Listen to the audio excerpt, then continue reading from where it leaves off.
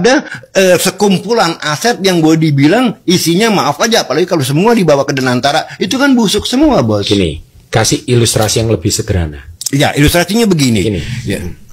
Kalau diklaim asetnya 14.000 triliun, ya kan? Kita lihat, Bos. Bank itu kan equity-nya cuma 10-15%. Ya. Ya. Yang lainnya dan pihak ketiga. Betul. Kita nggak bisa klaim itu aset kita, ya kan? Pertamina sama PLN itu penugasan public service obligation. Betul. Siapa yang meminjemin duit kepada perusahaan yang PSO? Kan gitu ya, Bos ya.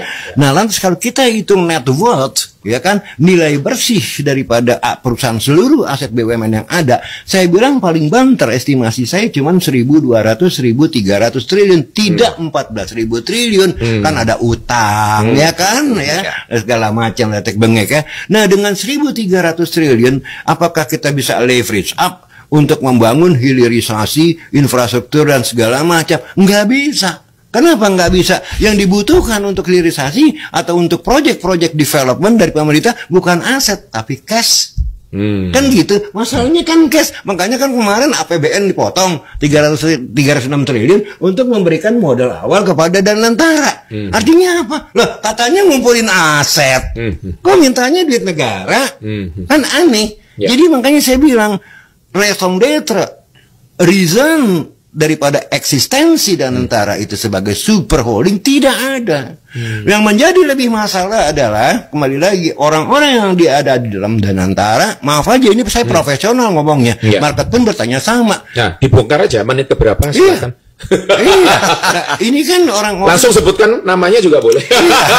Orang-orang yang terikat dengan politik. Ya, oke, fine, Rosan pengusaha, tapi tidak bisa dipisahkan dari baju politiknya. Dia kan ketua TKN Prabowo Gibran, ya kan ya. Pandu kan terkait dengan opungnya LBP, ya kan lah. Doni mungkin juga ada boncengan di belakangnya, ya kan ya. Nah, ini semua kok kenapa harus mereka? Padahal banyak profesional di luar sana. Kan itu yang saya pertanyakan. Bahkan gilanya Rosan merangkap jabatan, selain sebagai regulator di Menteri Investasi, dia sebagai CEO atau operator di Danantara. Kok maksa banget? Nah, sehingga kan orang bertanya, ini sebetulnya proyek siapa?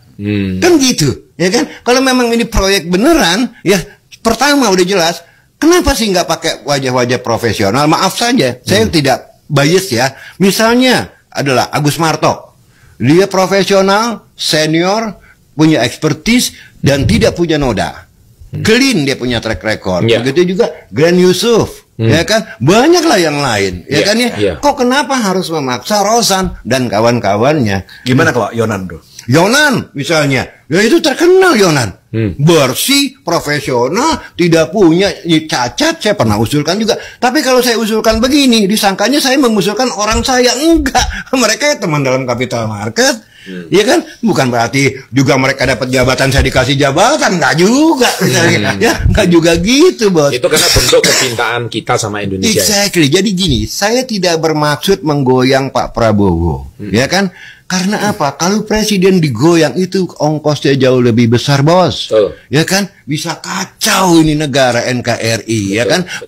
Political instability itu aja bisa membuat capital outflow, capital flight, ya kan? Ini aja contohnya seperti ini. Ini aja contohnya. Baru sedikit ini. Baru sedikit. Jadi semua masukan belum mabuk ini ya. Belum. Jadi masukan-masukan saya yang mungkin bisa disebut kritik-kritik saya nggak apa salah. Saya lebih suka disebut masukan, sebab kalau kritik biasanya tanpa fakta, ya kan ya. Saya dengan fakta saya kasih masukan. Maksudnya untuk menyelamatkan presiden ini, jangan sampai digoyang. Pemerintah ini jangan sampai digoyang. Sebab apa? Kalau pemerintah dan presiden ini goyang, yang rugi saya sendiri, Bro. Dan bisa terjadi krisis 98. Bisa terjadi krisis 98. Makanya saya keras.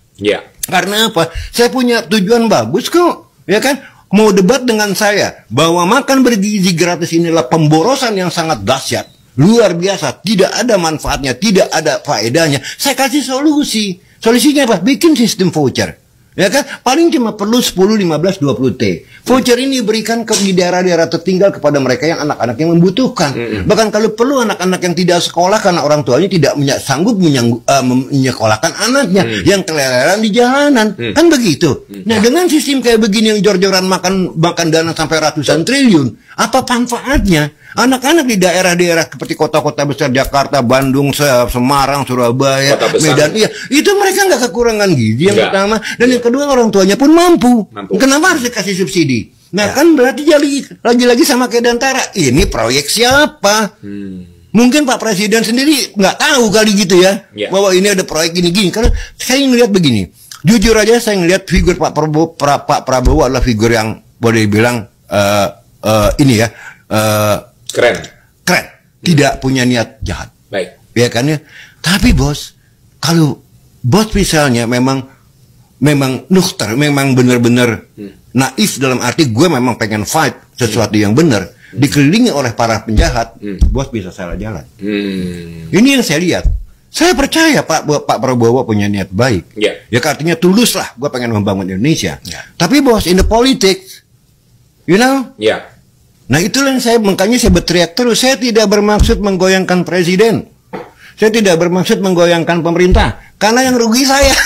Kan gitu logikanya. Saya yakin podcast ini pasti akan nyampe ke para pemangku kepentingan.